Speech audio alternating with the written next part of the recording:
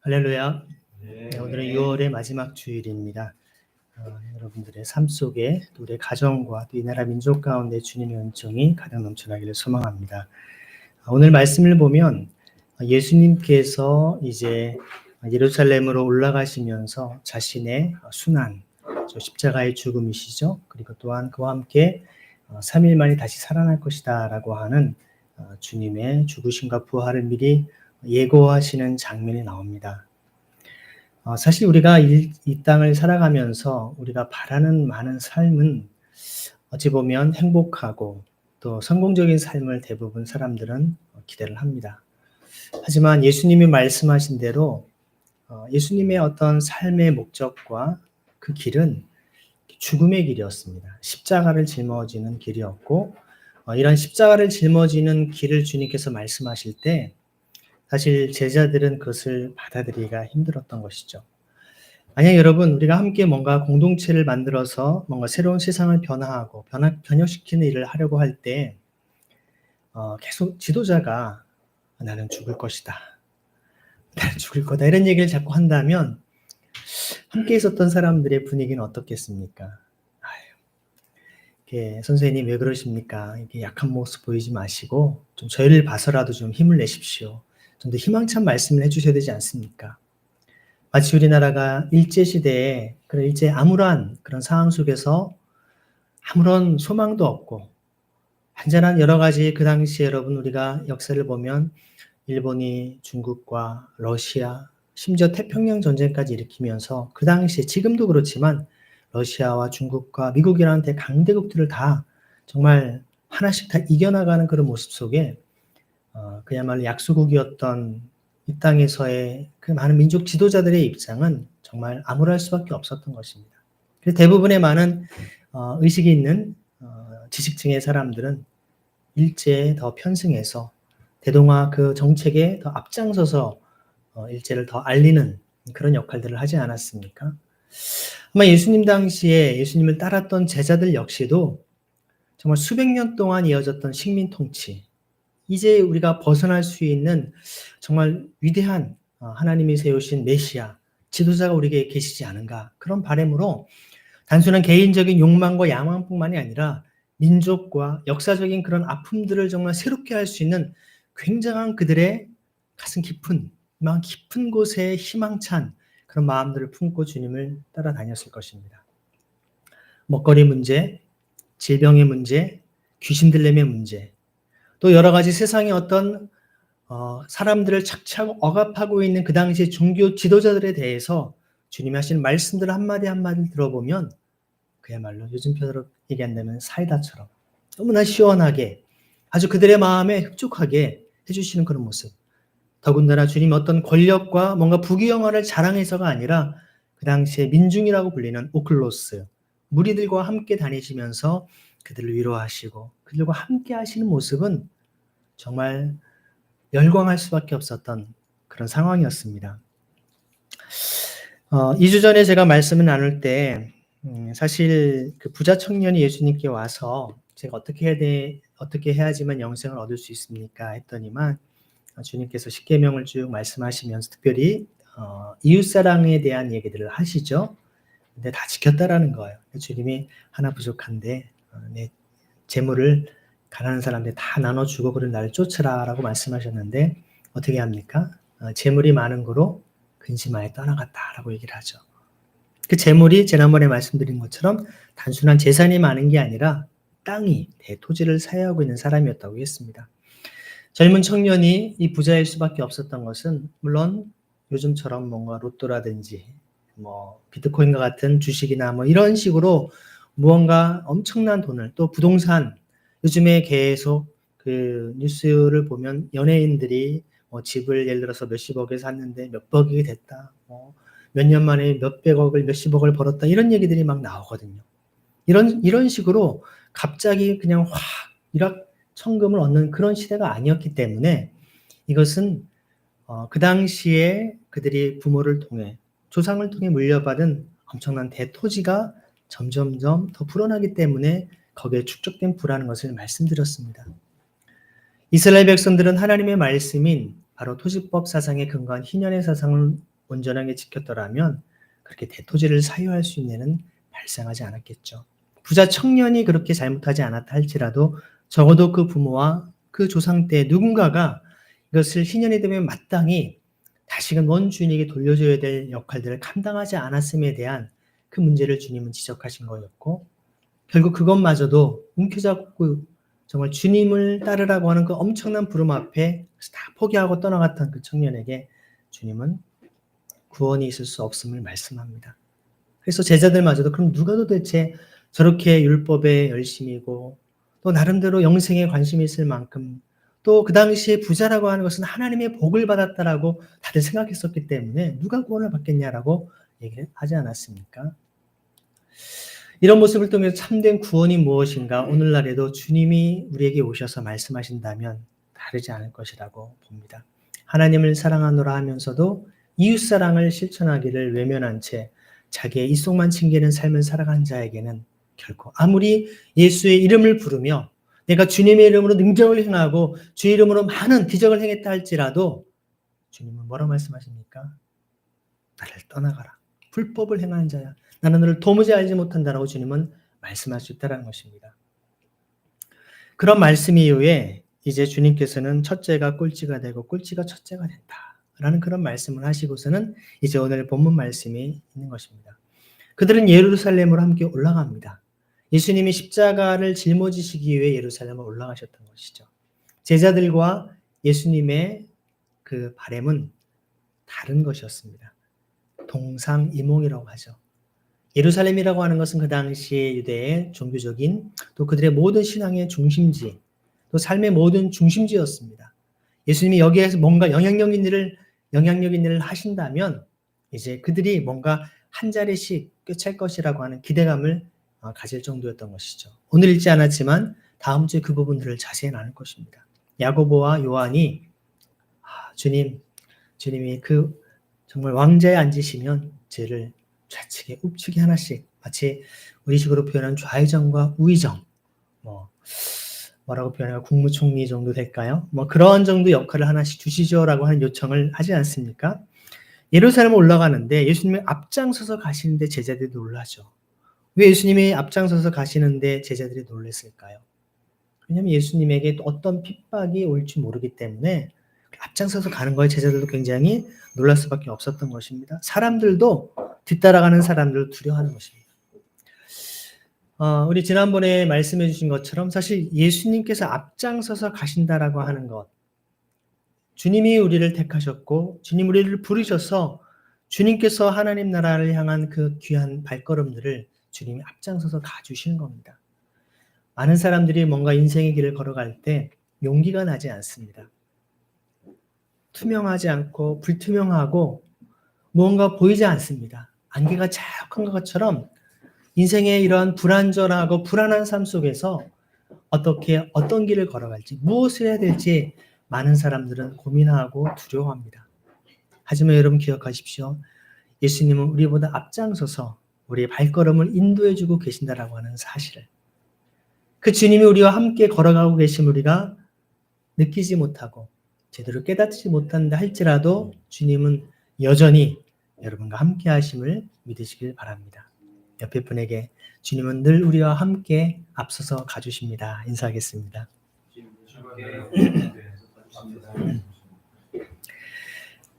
사람들이 두려워하고 제자들도 놀라고 하니까 예수님께서 12제자를 잠깐 불러놓으시고 앞으로 자기에게 닥칠 일들을 그들에게 일러주시기 시작합니다.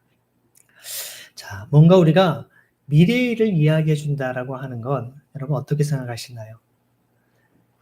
사람들의 공동체에서 자, 우리가 나중에 이런 일이 있을 겁니다.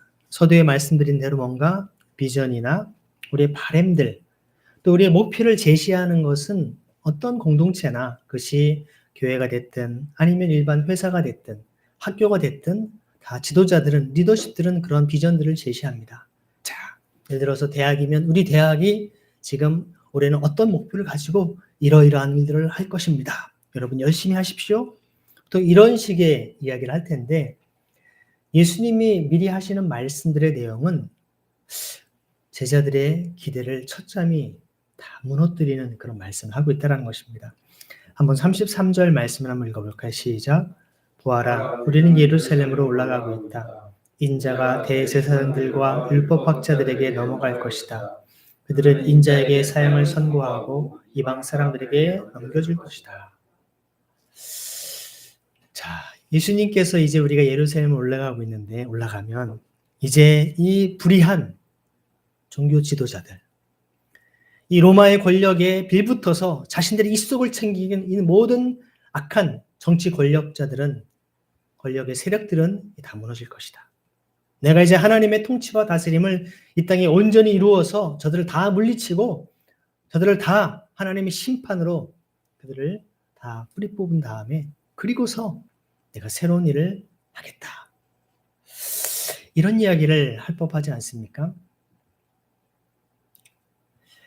제가 어제 넷플릭스를 하루 종일 봤습니다. 제가 원래 기대하고 있었기 때문에 돌풍이라고 하는, 여러분 새로 이렇게 드라마가 하나 나왔어요. 보신 분 없으시죠? 아마 이렇게 올라온 지 며칠 안 됐기 때문에 못 봤을 텐데, 제가 어제 아내한테 혼날 정도로 하루 종일 그것만 보냐라고 할 정도로 제가 작정을 하고 봤기 때문에요. 좀 빠른 속도로 해서 제가 전체 총 12화였었습니다. 한 30-40분 정도 되는 거. 그러니까 제가 몇 시간을 본 겁니다. 제가 미리 스포일러 되면 안 되기 때문에 자세한 내용을 할 수는 없지만, 어떤 대통령을 처음에 뭔가 이렇게 암살하고, 또 대통령을 암살한 이후에 자신들이 무언가 이 세상을 개혁하겠노라라고 하는 그런 이야기로 구성이 됐습니다. 그 주요 멤버들은 소위 말해서 80년대 운동권 시절에 뭔가 투쟁을 했었던 그런 사람들이 정권을 잡았을 때 어떤 일들이 벌어지는지를 여러 가지를 보여줍니다. 우리가 항상 역사를 통해서도 보여주고 또 그러한 드라마를 통해서도 확인시켜주는 것은 무엇이냐면, 내가 권력을 잡으면 뭔가 민주화를 이루고 뭔가 독재를 타도하고 새로운 세상을 만들 것처럼 우리는 이야기하지만, 정작 그 자리에 갔을 때 별 다를 바가 없는 어떤 많은 기업 혹은 기존의 소위 말해서 토착 그 세력들, 수구 세력들로 말미암아 개혁하지 못하는 그런 문제도 있지만, 결국 그 상황 속에서 빌미 덜미를 잡혀서 본인도 야합하고 타협할 수 없는 그런 인간의 연약함들을 보면서 결국에 진정한 개혁이 무엇인가, 많은 메시지를, 여러 생각들을 우리에게 던져주는 그런 내용이었었습니다. 이것처럼 세상에서 뭔가 세상을 변화시키고 개혁하겠노라고 하는 사람들이, 문제는 결국 자신들의 삶조차도 제대로 개혁되지 못한 그 모습들을 많이 보게 된 것입니다. 제가 이번에 여러분에게 그 신앙과 삶이라고 하는 것을 제가 갖다 놨는데요. 그 중에 제가 한 꼭지 글을 좀 쓴 게 있습니다. 근데 그 내용을 우리 단톡방에도 올렸었기 때문에 여러분 보셨을 텐데요. 제가 96년도 8월 첫 주에 소위 선교 한국이라고 하는 대회를 한양대학에서 아주 정말 성황리에 그 당시에 6,500명의 대학생들이 모였었습니다. 네, 집회 6,500명 쉽지 않습니다. 모여서 다들 선교하겠노라고 결단하고 은혜를 잔뜩 받고 이제 제가 후배들과 함께 학교에 돌아왔는데, 그 다음 주가 바로 연세대학교에서 한총련 사건이 터졌을 때였었습니다. 한총련 사건으로 완전 학교가 불바다가 됐었고, 그리고 그 당시에 실제로 연행된 사람만도 5,000명 이상이 될 정도로 수많은 사람들이 다치고, 또 실명과 또 전투경찰이 죽기까지 하는, 그 당시에 헬기가 12대가 동원돼서 연세대학교 종합관에 완전히 다 진압작전을 펴서 종합관이 완전히 전소됐었던 그런 사건이 있었습니다. 제가 은혜 받고 캠퍼스에서 영혼들을 건지고 하나님의 귀한 사명을 감당하겠노라 하고 은혜 받고 돌아왔지만, 캠퍼스 현장은 처참했었습니다. 사실 그 주간에 학교에 들어갈 수도 없었습니다. 이미 다 정말 전경들이 학교를 다 정말 경계하고 있었기 때문에 안에 있었던 학생이 나가지도 못하고 또 들어가지도 못했던 그런 상황들이었습니다. 결국 그런 엄청난 그런 한총련 사태가 다 끝나고 난 다음에 학교에 들어가서는 제가 할 수 있는 일이라고는 그냥 종합관 주변에 다 잔해가 돼버린, 불타버린 것들을 치우고 청소하는 것을 돕는 정도 일 외에는 특별한 일을 할 수가 없었습니다. 그리고 저는 그해 바로 기독 학생들이 학교가 이대로 돼서는 안 되지 않겠는가 하면서 그때 기독 학생회, 총학생회를 저희가 준비했었습니다. 그때 총학생회장, 부총학생회장, 국장급인 사람들 5명이 전부 다 지금 다 저처럼 목회자들입니다. 다 목회를 준비하고 있었던 사람들이 그냥 열심히 교회 다닌 사람들이 아니라 선교하겠노라고, 목회하겠노라고 주님 앞에 헌신된 사람들이 다 총학생회를 그때 맡았었습니다. 재미있는 거는요, 그동안에 맨날 운동권에서 투쟁투쟁하고 운동가요를 부르고 술, 담배를 하면서 했었던 그 총학생회실을 깨끗이 도배부터 다시 하고 책들 싹 다 버리고 다 성경과 또 찬송과 기독서적들을 다 바꿔놓은 다음에 아침마다 경건을 하고 금요일 철야 기도를 하고 교회로 바꿨었습니다. 여전히 단과대 학생들은 운동권 학생들이 많았기 때문에 여러 반발과 욕을 하고 얼마나 여러 가지 많은 어려움들이 많은지 모릅니다. 그런 과정에서 실제로 그 당시에 5월달에 대동제 축제를 준비하다 보니까 수많은 뒷돈들이 들어오는 현장들을 저희가 목격하지 않을 수가 없었습니다. 예를 들어서 맥주, 소주를 수백 박스를 갖다 줄 테니까 다 넣게 해달라. 저희는 술 없는 축제를 하겠다라고 선언했었던 총학이었기 때문에 왜 이런 거를 금지하냐. 여러분, 연세대학교, 이화여대, 서강대, 명지대 공통점이 무엇입니까? 전부 다 기독교 대학들입니다. 신촌이라고 하는 것이 바로 하나님의 거룩한 도시가 되어야 될 것이 지하철 명도 보면 SINCHON, 신, 죄의 도시로 써 있습니다. 그야말로 이런 술집과 여러 가지 사주 카페, 그리고 이런 것들로 클럽, 모텔, 성적으로 술로 이런 것으로 가득해버린 신촌, 죄악의 도시가 되어버린 곳에 정말 대학다움의 진실이 무엇인가를 저희가 선언하면서 저는 이사야 58장 말씀을 붙잡고 무너진 데를 다시금 보수하는 자로 주님 우리를 사용하여 주옵소서 기도하면서 그런 사역들을 감당했었습니다. 실제 그 일을 감당하다 보니 기존에 학생 운동하는 그 친구들이 얼마나 많은 뒷돈을 받고 있었는지를 저는 목격할 수밖에 없었어요. 결정적으로는 그 당시에 한총련이라고 하는 거대한 조직, 전국의 모든 400개 대학의 총학생회장, 부총학생회 대의원으로 있는 그 한총련 연합회, 저희가 비권이었죠. 그야말로 운동권이 아니었기 때문에 재정과 이런 자료들을 보여주질 않습니다. 자기네랑 같은 계파가 아니라고 해서 한총련의 대의원 자격으로 그것을 공개해달라 하는데도 총학생회장이 요청하는데도 거부를 합니다. 그래서 저희가 그 당시 언론에 이것을 공개했습니다. 그 다음에 조선일보와 저희가 인터뷰를 뭐라고 했었냐면 한총련이 이러한 재정을 투명하게 공개하고 또 조직의 이러한 경직성들을 개혁하지 않는다면 연세대학교 총학생회는 한총련 탈퇴도 불사하겠다라고 저희는 선언을 했었습니다. 그 다음날 아침 조간신문은 일면에 뭐라고 기사가 쓰였을까요? 연세대 총학생회 한총련 탈퇴. 거두절미하고 이렇게 기사가 딱 실려버렸습니다. 와, 언론의 이 오보도 이런 의도적인 오보가 있나 싶을 정도. 그 다음날 정말 저희가 엄청난 정말 멱살 잡히고 난리가 났었습니다. 각 단대 학생회장들이 와서 너네가 무슨 자격으로 한총련을 탈퇴했다라고 공개적으로 선언했냐? 전혀 그게 아니었거든요. 이런 과정을 통하여서 저희가 이런 더 이상 폭력이 난무하는 방식의 이러한 집회와 방식들은 끊어져야 된다. 그리고 그 당시 이런 것들을 보면서 여러 많은 기독 학생들, 다른 대학의 기독 학생들이 와서 어떻게 크리스찬들이 이러한 총학생 운동을 하게 됐는가 같이 찾아오고 이야기를 하면서 그때 우리가 크리스찬들이 감당해야 될 생명과 길과 진리를 깨닫고 있는 그리스도인들이 이런 사명을 감당하지 못하고 있기에 오히려 정말 자신의 목숨을 버려가면서 자신의 목숨을 정말 던지면서까지 그들이 투쟁하는 이들 우리 크리스찬들의 직무이기 아니겠는가. 그러면서 함께 모임을 만들었었던 것이 새벽 이슬이라고 하는 모임이었었습니다.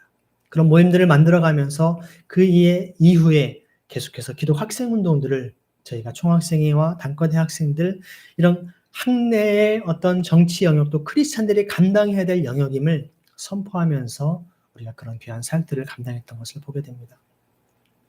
여러분, 나름대로 뭔가 권력과 대학에서의 총학생회, 나라에서 어떤 청와대에 들어가고 정치 권력을 잡는 것도 굉장한 힘일 수 있었지만 그들의 삶과 그 모든 방식들이 하나님이 기뻐하시는 거룩한 방식이 되지 않으면 결국은 오히려 자신이 개혁 대상이 되어버리는 그런 안타까운 상황들을 많이 볼 수밖에 없다는 것입니다. 예수님은 뭔가 개혁을 갈망하고 있었던 제자들에게 그들의 마음을 다 무너뜨리는 그런 얘기를 하신 겁니다. 인자가 대제사장, 율법학자들에게 넘어갈 것이다. 넘겨지고 사형 선고를 받을 것이다. 이방 사람들이 넘겨준다는 거. 넘겨지면 어떻게 됩니까? 그들 도와줄까요? 34절 읽어보겠습니다. 시작. 그리고 이방 사람들은 인자를 조롱하고 침뱉고 채찍질하고 죽일 것이다. 그러나 그는 사후에 살아날 것이다. 자, 이런 이야기들은 제자들의 입장에서는 전혀 듣고 싶지 않은 이야기고 있어서도 안 되는 이야기입니다. 자신들이 따르던 지도자가 이렇게 정말 조롱과 채찍질과 이런 모욕을 당하며 죽임을 당하고 이런 일이 된다면 우리는 어떻게 될 것인가? 그 뒤에 그러나 그는 사후에 살아날 것이다 라는 말을 제자들은 들었어도 듣지 못했을 겁니다. 주님이 순환 예고를 약 3차례 정도를 한 것이 성경에 기록이 되어 있습니다. 적어도 성경에 기록된 것만도 3차례 이상이기 때문에 제자들이 수없이 들었지만 사람은 자신의 상식 밖의 이야기들은 들어도 듣지를 못합니다. 왜냐하면 우리는 듣고 싶은 것만 듣거나 제가 이해하고 싶은 것만 듣거나 아니면 그렇게 들었어도 자기 방식대로 이해하기 때문에 주님의 말씀을 제대로 이해할 수 없었기 때문에 그런 것입니다. 자, 여기서 한 가지 인자라고 하는 단어가 하나 나옵니다. 되게 의미 있는 단어인데요. 인자라고 하는 것이 한자어로 보면 사람 인자, 아들 자자, 사람의 아들이라는 말이죠. 주님이 왜 인자라는 말을 썼을까요? 자, 인자가 이게 죽임을 당한다라고 하는 말, 여러분 성경에서 제가 가끔씩 이 부분에 대해서 말씀을 전하곤 하는데요. 예수님은 자신을 호칭하실 때 다른 용어를 쓰지 않으셨어요. 내가 라고 말씀하실 수도 있었지만 항상 주님이 특별히 주님의 십자가의 죽으심이라든지 부활하심, 이 땅에 다시 오셔서 최후의 심판을 하시는 재림과 심판에 대한 말씀을 하실 때마다 항상 주님이 자신을 호칭하신 유일한 용어가 바로 인자라는 말이었습니다. 다른 사람이 예수님을 인자라는 말을 쓰지 않았어요. 유일하게 사도행전에 스데반이 순교할 때 인자가 2팔을 벌리고 그 하나 유일하게 다른 사람의 입을 통해서 그 인자라는 말이 쓰임을 있었고요. 예수님만이 자기를 호칭하실 때 쓰신 용어입니다. 그럼 왜 예수님이 자신을 인자라는 말을 쓰셨을까요? 그 당시 메시아, 그리스도, 하나님의 아들 이런 많은 용어들이 있지 않습니까? 오히려 여러분들은 그런 용어들이 더 친숙하죠. 예수님은 나의 구주이십니다. 구세주이십니다. 나의 그리스도이십니다. 나의 주님이십니다. 나의 메시아이십니다. 이렇게 고백을 하지 않습니까? 여러분이 예수님은 나의 인자이십니다. 이렇게 고백한 적 있습니까? 그런 말을 잘 쓰지 않죠. 예수님께서 자신만이 자기를 비밀스럽게 사용하신 호칭입니다. 굉장히 중요한 의미가 담겨 있습니다. 여러분 그 당시에 로마 황제는 태양의 아들이었습니다. 하나님의 아들, 신으로 군림해서 이집트의 그 파라오들을 보통 태양의 아들, 신이라고 불리지 않았습니까? 또 그 당시에 자칭 메시아다, 그리스도라 자칭하는 사람들이 수없이 많았었습니다. 다시 말하면 하나님의 아들, 그리스도, 메시아 또 이런 용어들은 여기저기에서 많은 사람들이 자칭 혹은 그렇게 황제나 권력 있는 사람들을 높여 부르면서 신격화할 때 불렀던 용어들이었습니다. 여러분 오늘날에도 대한민국 사회에 자칭 메시아, 재림주, 구세주가 30명이 넘습니다. 여러분. 이 30명이라고 하는 인원은 그냥 내가 메시아입니다. 이런 사람들이 아니라 적어도 수만 명 이상의 집단을 거느리고 있는 소위 성공한 이단 사이비들을 얘기하는 겁니다. 수십 명이 넘습니다. 역사를 거슬러 더 많죠. 이렇게 역사적으로 수많은 사람들이 자신이 하나님의 아들이다, 그리스도다, 메시아다는 용어들을 써왔기 때문에 주님은 그들과는 다른 용어를 사용한 것입니다. 하지만 제자들이 또 사람들이 예수님께서 주님은 그리스도십니다. 살아계신 하나님의 아들이십니다 하면 주님은 옳다. 그렇다라고 인정을 해주십니다. 내가 그리스도다라는 방식으로 주님은 말씀하신 적이 사실 거의 없습니다. 이것은 어떤 의미가 있냐면 예수님은요, 나는 스스로 있는 자다. 내가 곧 그니라. 라고 주님 말씀하시지 않습니까? 정말 하나님께서 구약시대에 말씀하셨던 자신의 계시 방식처럼 예수님께서 자신을 얘기하실 때 내가 그니라. 내가 그니라라고 하는 말, 에고 에임이라고 하는 헬라어를 번역한 건데요.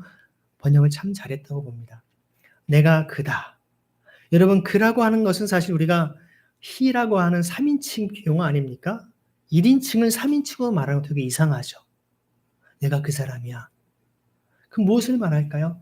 내가 메시아야, 내가 그리스도야, 내가 누구야라고 말을 하면 물론 그 말이 더 예수님의 말씀에 신빙성이 있다라고 할 수 있지만 더 중요한 것은요. 예수님은 항상 자기 자신을 신앙 고백의 대상으로 설정해 놓으신다는 겁니다. 그러면 우리가 예수님을 받아들이는 예수님을 정말 섬기고자 하는 사람들이 예수님 누구라고 고백하냐에 따라서 우리의 영생의 길이 달라진다는 겁니다. 누구에게는 영벌로 누구에게는 영생으로 갈라질 수 있다는 것이 예수 그는 단순한 그냥 좋은 선생님에 불과해. 예수 수많은 선지자들 중에 하나지 그렇게 신격화하는 것은 타당하지 못해. 오늘날 유대인들이나 이슬람 사람들이 하는 말입니다. 예수? 똑같은 우리가 인간이지 뭐 그렇게 신적인 능력을 행했다. 그거 예수 믿는 사람들이 예수를 신격화해놨을 뿐이야. 오늘날 무신론자들이 예수를 지칭하는 그 방식들입니다. 그런 자들에게는 예수님이 아무리 행하신 그 사랑과 능력이 있다 할지라도 예수님과는 무관한 삶을 살 수밖에 없는 사람들입니다. 하지만 예수님은 나의 구주이시고 나에게 새로운 생명을 주셨을 뿐만 아니라 날마다 내 삶 속에 새로운 소망과 기쁨을 주시는 그런 분이십니다. 라고 고백한다면 그분은 내가 곧 크니라 라고 하시는 그 말씀의 의미를 진정 깨닫는 삶이 된다는 것이죠. 여러분에게 예수님은 누구이십니까?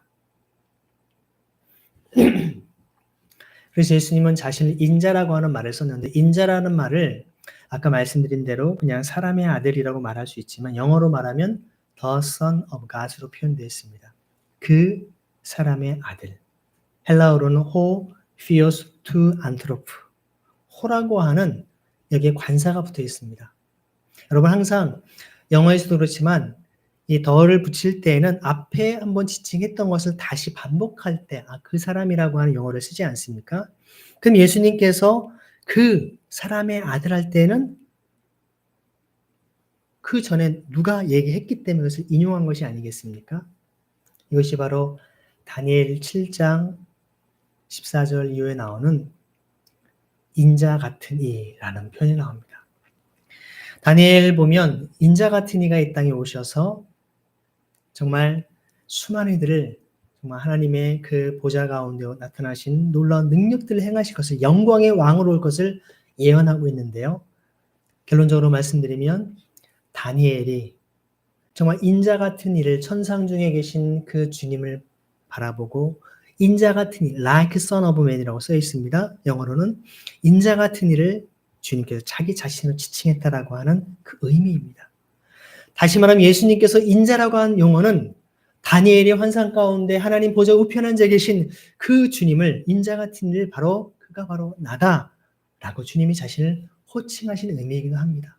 뿐만 아니라 이사야 43장 이후에 고난받는 종의 그 모습, 고난받는 모습의 모습을 주님께서 자신을 호칭해 주셨다는 것이죠.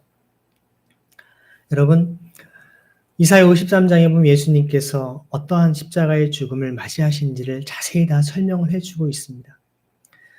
예수님을 따르는 제자들과 그 당시에 많은 사람들은 예수님을 영광의 왕으로 정말 권력자로 다윗의 자손으로서 모든 권력을 회복하는 그런 정말 군림하는 그런 왕으로서의 메시아를 그들을 기대했던 것입니다.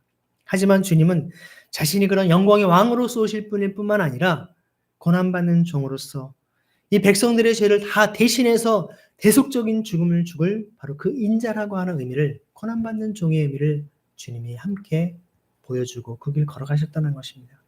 이 고난받는 것과 영광 받으실 것을 함께 함축하고 있는 용어가 바로 인자라고 하는 그 용어입니다. 주님이 항상 이 용어를 통해서 자신의 죽으심과 부활하심을 얘기할 때마다 강조하시고 재차 드러내셨던 것이죠. 그래서 인자를 믿는 이들마다 우리도 하나님의 그 놀라운 그 십자가의 사랑을 통해서 구원에 이르는 그 하나님의 영광과 기쁨을 맛볼 것을 우리 약속하고 계신 것이죠. 예수님이 바로 하나님의 아들로서의 그 왕권을 회복하신 그 은혜에 우리가 함께 참여할 수 있다라고 하는 것을 믿음의 고백을 통해서 말씀하고 있는 것이 바로 인자인 것입니다. 그렇다면 우리가 2000년 전에 제자들이 예수님을 따랐던 그들의 목적과 동기, 또 그들의 기대와 바램처럼 오늘날 우리가 예수님을 따르는 여러분들의 기대와 동기, 그 목적과 의미는 여러분 무엇입니까? 우리는 어찌 보면 예수님의 십자가의 죽으심과 부활하심, 주님의 다시 오심을 이미 다 성경을 통해 잘 알고 있기 때문에 난 다 아니까 라고 그냥 좋은 것만을 취하면 되겠지라고 말씀할 수 있겠습니까? 아니면 오늘 우리가 살아간 우리들에게 주님이 요구하시는 삶의 모습이 어떠한 것인지를 우리는 다시금 생각해 봐야 되지 않을까요? 주님께서는 말씀하신 누구든지 나를 따라오려거든 날마다 자기 십자가를 지고 나를 쫓을 것을 말씀하십니다. 자기를 부인하고 자기 십자가를 지고 나를 따르라고 주님 말씀하십니다. 자기 십자가를 짊어지는 것은 무엇입니까? 그냥 우리가 목걸이로 십자가, 목걸이 매는 그 정도가 자기 십자가를 지는 것일까요? 아니죠.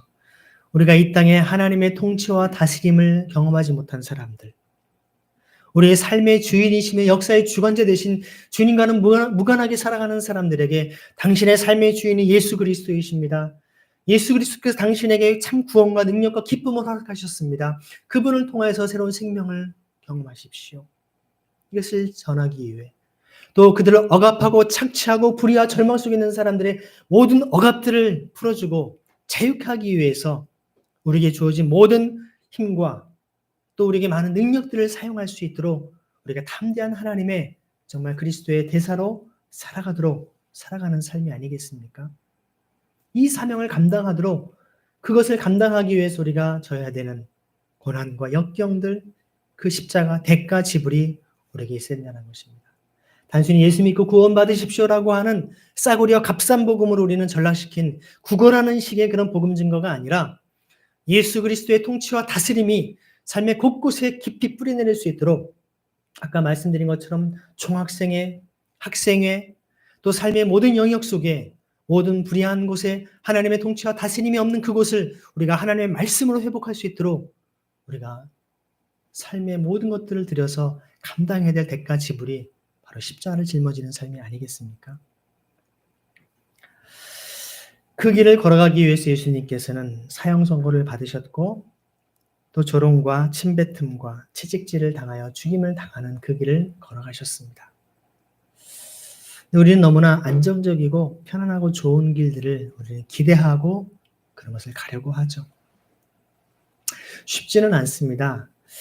우리에게 똑같은 선택의 기로에 섰을 때 여기는 안정적이고 또 많은 뭔가 보수와 또 여러 가지 대가를 지불하지 않아도 될 수 있는 이것이 우리에게 주어지는 길이 있고 여기에는 누가 봐도 고생길이고 더 정말 많은 대가를 지불해야 되고 안정도 보장받지 못하는 그런 길이라고 한다면 여러분 대부분의 사람들은 그냥 이 길로 선택할 겁니다. 아니 이 길을 선택하면서 충분히 하나님의 일, 하나님이 기뻐하신 일을 스스로 자기를 위로하고 또 사람들이 그렇게 할 수 있게끔 해나갈 수 있을 것입니다. 하지만 이런 길을 걸어가려고 할 때에는 사실 가족들이나 주위에 가까운 사람들이 동의하지 않습니다. 왜 항상 이런 길만 가려고 하냐고. 이렇게 좋은 방식과 길이 있는데 왜 이런 것을 자꾸 고생길을 택하느냐라고. 하지만 우리 마음 깊은 곳에는 주님이 어떤 길을 더 원하시는지 어떻게 그 길을 더 걷기를 원하시는지를 우리는 잘 알고 있습니다. 하지만 많은 사람들은 여러 이유와 여러 가지 많은 명분을 포장해서 이게 더 하나님이 기뻐하시는 것이 아니겠느냐라고 스스로를 위로하면서 그렇게 자기를 위안을 삼아가면서 가고 있는 경우들이 많지 않습니까? 저는 조심 이렇게 말씀드립니다. 여러분들의 참 신앙이 드러나는 순간은 바로 이러한 손해를 감수하면서도 가야 될 길과 나에게 성공이 보장된 길을 결정해야 되는 순간에 최종 결정을 어디에 어떻게 하는가. 그 결정 순간을 통해서 우리는 그 사람의 신앙의 진가를 볼 수 있다고 봅니다.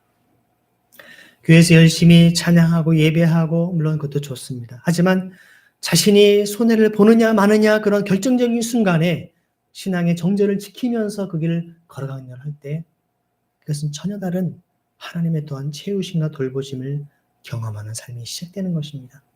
이런 삶을 살아갈 때는 내가 내 삶의 안정을 내가 책임지고 내가 내 인생을 책임지겠다라고 하는 그러한 길일 수 있지만 이러한 길은 내 안정, 내 삶의 안락함들을 내가 책임지는 것이 아니라 주님이 내 삶을 책임져 주시고 나를 이끄신다라는 믿음의 고백으로 그 길을 걸어갈 수 있는 것이었습니다. 쉽지가 않습니다. 저도 수없이 더 이런 길을 선택하고자 하는 유혹과 마음들이 가득한 것을 보게 됩니다. 예수님께서도 그 십자가를 지시기 전날 밤에 간절히 겟세마네 동산에 기도하실 때 주님의 기도도 바로 주님, 제가 이 길을 선택할 수 있도록 힘과 지혜와 용서를 주시옵소서 할 수만 있거든 이라고 하는 말씀 속에는 인간적으로 이 고통이 얼마나 큰지를 알기에 주님은 가능하다면 이 길을 하지만 아버지의 뜻대로 가장 깊은 신앙의 기도의 경지는 우리의 삶의 선택의 순간에 주님 아버지의 뜻을 제 삶에 이루어 주옵소서. 아버지의 뜻에 순종할 수 있는 그 길에 굴복될 수 있는 제 삶이 되게 해 주옵소서. 그 기도가 아니겠습니까? 그러한 삶이 결단이 우리에게 있을 때 여러분 주님께서 우리에게 새로운 부활의 생명을 여러분에게 부어주실 줄 믿습니다. 여러분들이 고민하는 것 있습니까? 내가 뭘 해야 될지 중요한 결정을 해야 될 순간이 있습니까? 어디로 결정해야 될지 여러분 사실 그것이 더 힘들고 어려운 길이라고 할지라도 하나님이 그것을 기뻐하시다라는 믿음이 있다면 믿음으로 그 길을 선택하고 걸어가십시오. 그 길은 우리 영적인 광야의 삶과 같습니다. 주님 우리를 한 걸음 한 걸음 인도해 가시고 우리를 이끄시는 그런 새로운 영적인 그 모험이 시작되는 길이기 때문에 그런 것이 아니겠습니까? 오늘 인자 되신 예수 그리스도께서 자신의 십자가의 죽으심과 부활하심을 예고하셨을 때 제자들의 반응 다음 주에 자세히 살펴보겠지만 그들은 이러한 주님의 말씀과는 전혀 동떨어진 주님이 높은 자리에 앉으시면 우리가 여기저기 앉겠습니다. 또 나머지 10명의 또 제자들은 아니 이 둘만 말해 이렇게 얘기하고 우리는 뭡니까 이런 그야말로 전혀 주님의 마음을 깨닫지 못하는 이런 모습 속에서 우리의 모습과 동일한 주님을 따른다 하면서도 주님을 섬긴다 하면서도 여전히 내 일속을 챙기고 내 성공과 내 야망을 채우려고 하는 우리의 하나님과 재물을 겸하여 섬기고 있는 그 모습들을 철저히 우리가 자신의 민낯을 드러내고 주님 앞에 새로운 믿음의 결단할 수 있는 우리의 삶이 되기를 소망합니다. 같이 시간 기도하실 때 주님 우리의 마음을 하나님의 마음을 품고 또 주님의 거룩한 통로가 되기를 원합니다. 주께서 허락하신 이 땅의 삶을 통하여서 인자께서 걸어가신 그 영광의 왕으로 이 땅에 오실 주님이심에도 불구하고 그 십자가의 고난의 길을 걸어가셨던 것을 우리는 기억합니다. 주님이 걸어가셨던 그 십자가의 길처럼 우리도 인내로이 그 믿음의 길을 걸어가시도록 우리를 붙잡아 주옵소서. 우리를 인도하여 주옵소서. 같이 시간 합심하여 기도하겠습니다. 주님 고맙습니다. 우리에게 주신 하나님의 그 사랑과 은혜를 너무나 크시고 놀랍기 때문에 주님이 우리를 향하신 그 십자가의 이름을 너무나 잘 알기 때문에 우리는 마치 주님이 우리의 모든 것을 다 지셨기에 우리는 편안하고 안락한 것들만 내가 좋아하는 것들만 택하면 된다라고 오히려 생각하고 있지 않습니까? 주님을 따르는 그 길이란 자기를 부인하는 것, 내 생각과 마음들을 내려놓고 주님의 원하시는 하나님의 뜻을 끊임없이 되묻고 구하며 간구하는 그런 삶을 고백합니다. 주님, 내게 주님의 뜻을 깨우쳐 주옵소서. 그 마음을 알게 하여 주옵소서. 그 주님의 마음을 품게 하여 주옵소서. 그 사랑과 그 은혜의 마음으로 세상에 나아가게 하여 주옵소서. 때로는 모욕과 사람들에게 비난과 채찍질과 욕, 그런 모든 불의함들을 경험한다할지라도 인내를 그 길을 걸어갈 수 있는 믿음을 허락하여 주옵소서. 그 사랑을 부어주옵소서. 그 올라온 믿음을 우리에게 부어주옵소서. 그 주님의 사랑 우리 가운데 있는 삶을 하시고, 그래서 하나님의 놀라운 사랑이 우리 속에서 새로운 생명, 부활의 영광과 기쁨을 맛볼 수 있도록 인도하여 주옵소서. No cross, no crown이라 말씀하셨습니다. 주님 십자가의 고난이 없이는 부활의 영광과 기쁨도 없음을 우리는 잘 아오니 주님의 만큼 놀라운 십자가의 길을 걸을 수 있도록 주님 뜻을 인도하여 주옵소서. 우리를 새롭게 해주옵소서. 우리 주님의 교회 한 사람 한 사람을 도와주시고 인생의 고난, 역경과 고난 속에서 그 믿음의 길을 인내를 걸어갈 수 있도록 주님 잡아 주옵소서. 하나님의 아버지의 마음을 더욱 깊이 바라보며 그 생명의 길을 걸어갈 수 있도록 주님 잡아 주옵소서. 제자들의 모습이 바로 우리의 모습입니다. 우리의 마음입니다.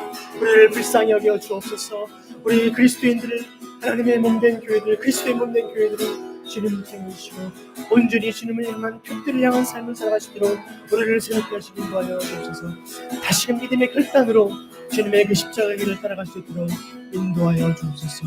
주님 기도해 주옵소서. 주님의 손 축하합니다.